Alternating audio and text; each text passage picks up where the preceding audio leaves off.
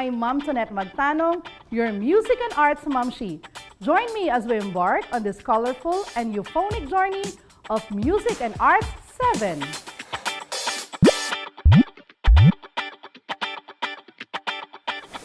Our task today is to analyze the vocal and instrumental music of the Lowlands of Luzon. Before we proceed, let's have a review of our last discussion where we talked about the different folk songs from the Luzon Lowlands. These songs were passed down orally to people from yesterday's generation to your generation. I'll give you 3 seconds to answer. Which is the folk song of the Kapampangans? Sarumbanggi or Atin Ko Pong Singsing? If your answer is Atin Ko Pong Singsing, then you are right. Which is a folk song of the Ilocanos? Pamulinawen or Sarumbanggi? If you answered Pamulinawen, then you are right. Which is a folk song of the Bicolanos? Magtanimay di biro or Sarumbanggi? If you answered Sarumbanggi, then you are correct.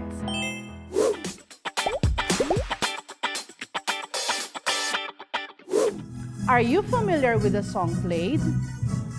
Yes, that is Bahay Kubo, a folk song here in the Philippines, specifically here in Luzon. How about the instrument played? If you answered Rondalla, that is correct. A rondalla is an ensemble of string instruments here in the Philippines and is sometimes called the Filipino string band. Later, you will hear different folk songs sung using the rondalla. So, what are you waiting for? Get your pen, self-learning module, and your answer sheets. Let's go and learn! Now, let's begin our lesson. Are you familiar with this image? What is it? How important is this to you?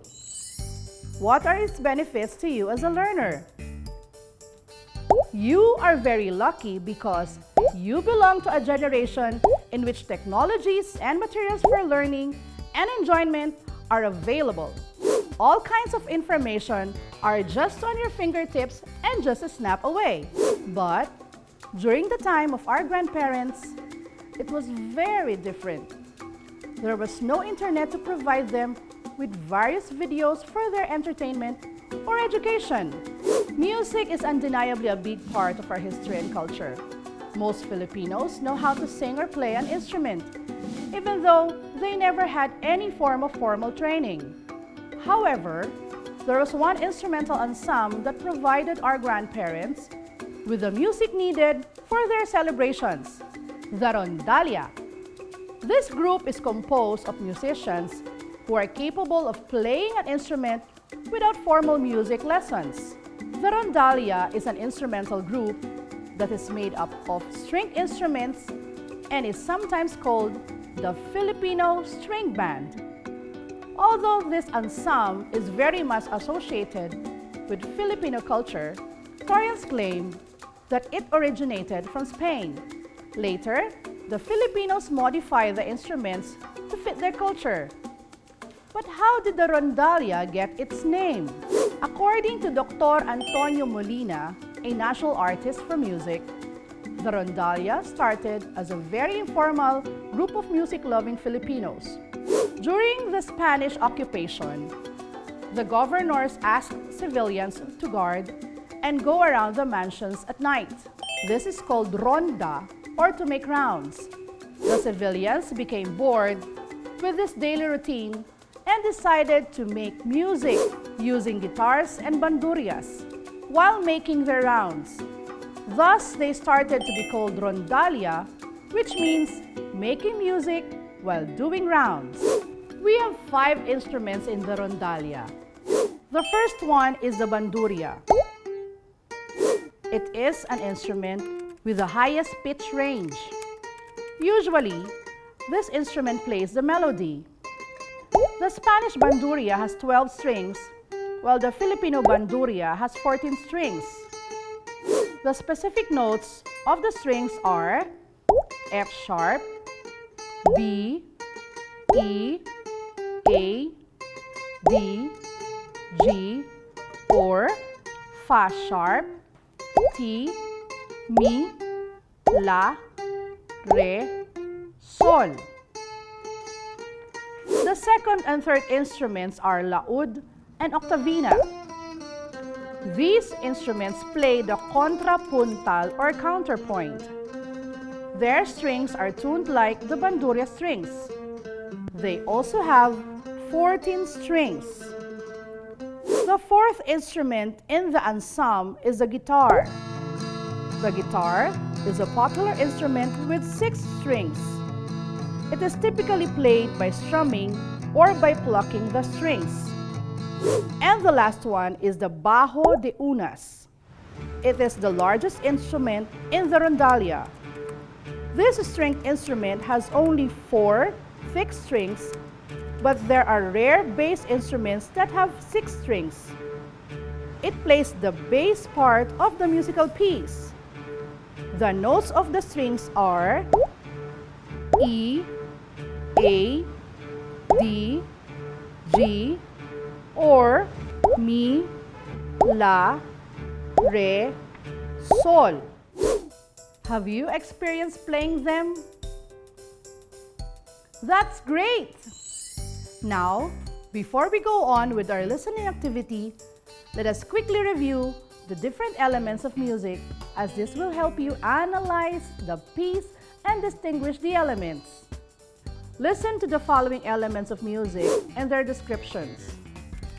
Tempo: slow, moderate, fast. Melody may be played in a higher or lower register. Meter: double, triple, quadruple. Timbre: the kinds of sounds produced are dark, light or brilliant, tremolo or trembling sound, legato or smooth and flowing. Texture: homophonic, polyphonic, monophonic. Dynamics: soft, moderate, loud. Mood: happy, sad, lazy. Now let's proceed to our activity. We will call it Stop, Look, and Listen. Using the same music sample, try to analyze the piece and write your answer in the table provided. Please listen carefully.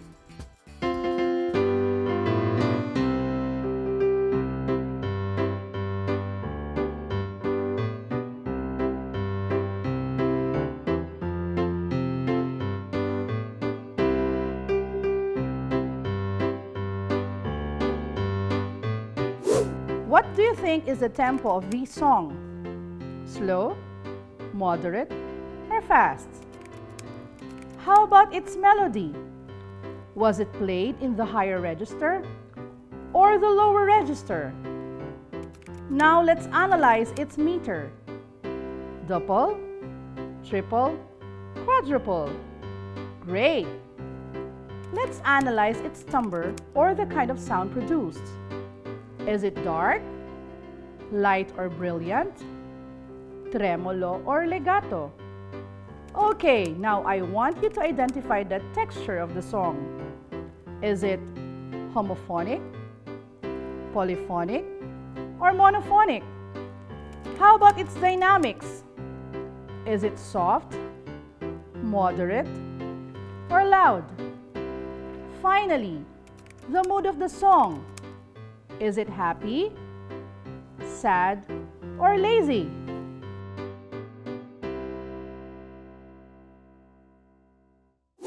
Have you completed the table? If yes, that was great. But if not, there's still more room for practice. After you accomplish a table, try to answer the questions on your self-learning module on page 11. I hope that through today's lesson, you were able to appreciate the folk songs and the music created by the Rondalla. That's it for our Music 7 class. From exercising your ears with music, let's now play with your eyes and explore more of the architecture and sculptures of Luzon in our art lesson.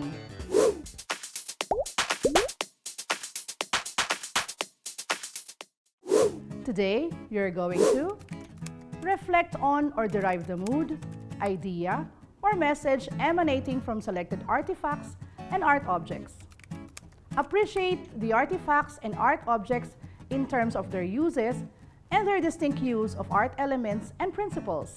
The sculptures and architectures of Luzon show many aspects of the people's culture, tradition, and history, which were handed down from generation to generation. This episode will guide you in identifying their characteristics. Today we're going on a trip to Luzon, and I will be your tour guide. Are you ready? Let's go! Welcome to the DepEd TV bus company. Good day, my dear passengers. This virtual road trip will take you to the highlands and lowlands of Luzon. Ma'am Shitonet, your tour guide, is here to ensure that you will have a safe and an enjoyable virtual trip today. Please review your destination plan before starting your journey. You're required to give me your full attention. Our bus is ready. Again, try to follow the destination plan, which will lead us to different places where you can find some iconic landmarks and objects. Enjoy our virtual trip. Our first stop is Paete in Laguna. This is considered the wood carving capital of the Philippines. Paete is popular for its centuries-old wood carving tradition of saints and other religious images, and its decorative carvings of floral patterns and geometric designs. Buckle up, we're bound for a couple of provinces in central Luzon. This will be quite a long drive because our next stop is in Abukay, Bataan. The St. Dominic de Guzman Parish Church, also known as the Abukay Church, is a 17th century Baroque church located in Barangay Laon, Abukay, Bataan, Philippines. It was built in 1587 and was administered in 1588 by the Dominicans. It is an example of Renaissance architecture, as especially seen in its 5-layer bell tower that is defined by its decorative balusters and ornamented with semicircular arched windows. It has single or coupled Doric columns, 2 saint niches in the main portal, and 1 in the center. Our next stop, Zambales.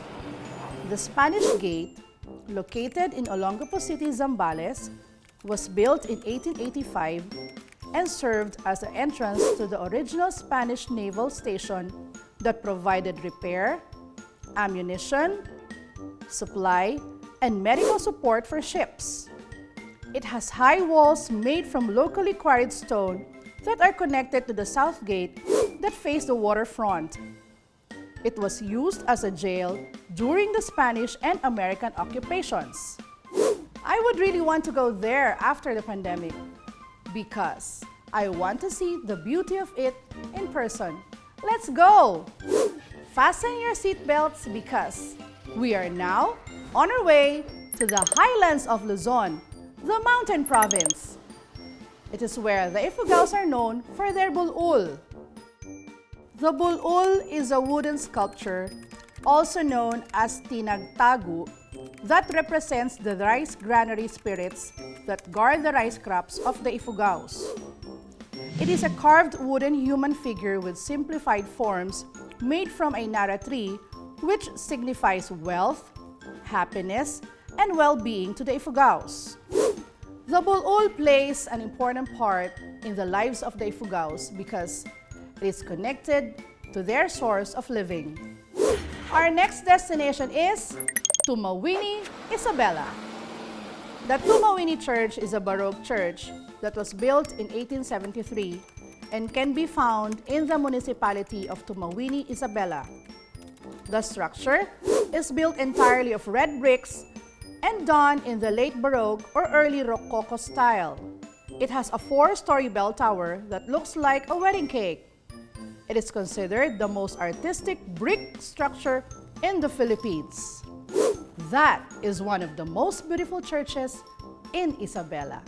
And for our last stop, we are at Calle Crisologo in Vigan City.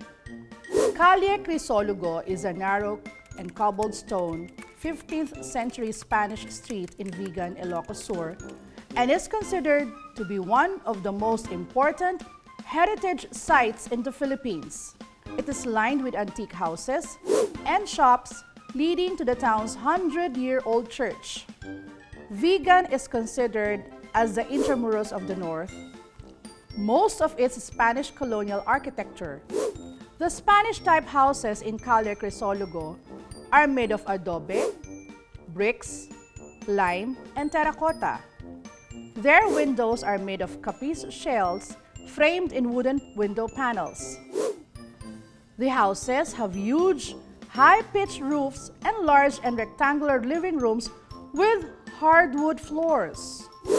Did you enjoy Calle Crisologo? Great! So far, that was one of the most historical and amazing places I have ever visited. Congratulations! We have reached all our destinations. What a great travel and learning experience! Did you enjoy the trip?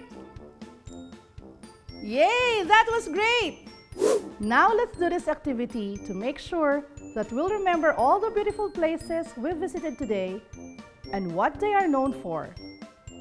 You only have to write the name of the church, its place of origin, characteristics and design, and the internal or indigenous or external or foreign influences. This is one example. The church name is Tumawini Church. It is found in Tumawini, Isabela. Its structure was built entirely of red bricks, and it has a 4-story bell tower that looks like a wedding cake. Its architecture is influenced by the late Baroque or early Rococo style. Now it's time for you to do the task.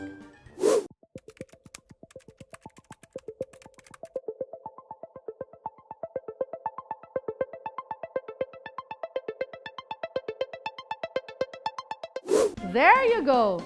I hope you completed a table and that you were able to more fully appreciate the beauty and the richness of our heritage as you completed this activity.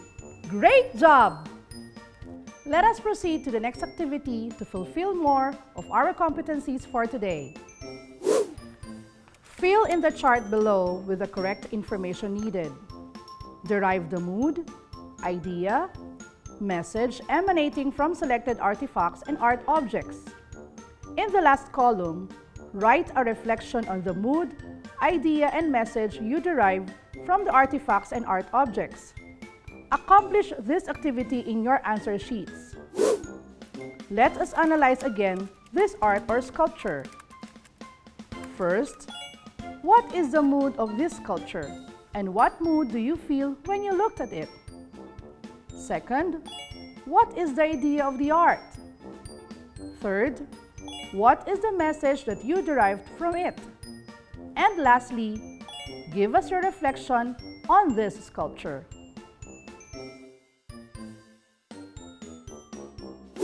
Great job!